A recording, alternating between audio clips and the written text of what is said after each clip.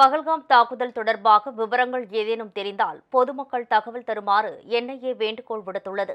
காஷ்மீர் பகல்காம் பயங்கரவாதிகள் தாக்குதலில் 26 சுற்றுலா பயணிகள் கொடூரமாக கொல்லப்பட்டனர். இந்த விவகாரத்தை தேசிய புலனாய்வு அமைப்பு விசாரணை நடத்தி வருகிறது. இந்த தாக்குதலுக்கு நேற்று ஆபரேஷன் சிந்தூர் மூலம் பதிலடி கொடுத்த இந்தியா, பாகிஸ்தானில் இயங்கி வந்த பயங்கரவாதிகளின் முகாம்களை துல்லியமாக குறிவைத்து அழித்தது.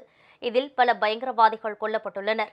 முன்னதாக பகல்காம் தாக்குதல் தொடர்பாக விசாரணை நடத்தி வரும் என்ஐஏ, தாக்குதல் நடந்த அன்று அங்கிருந்த சுற்றுலா பயணிகளை கண்டறிந்து அவர்களிடமும் விசாரணை நடத்தியது.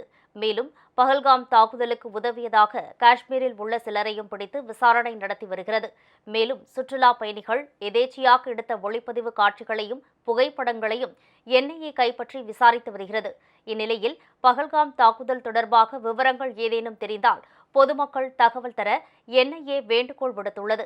அது மட்டுமின்றி சுற்றுலா பயணிகளிடம் தாக்குதல் நடந்த அன்று எடுத்த புகைப்படங்கள், காட்சிகள் இருந்தால் உடனடியாக என்ஐஏவுக்கு அனுப்ப வேண்டும் என்றும் சுற்றுலா பயணிகளுக்கு வேண்டுகோள் விடுத்துள்ளது.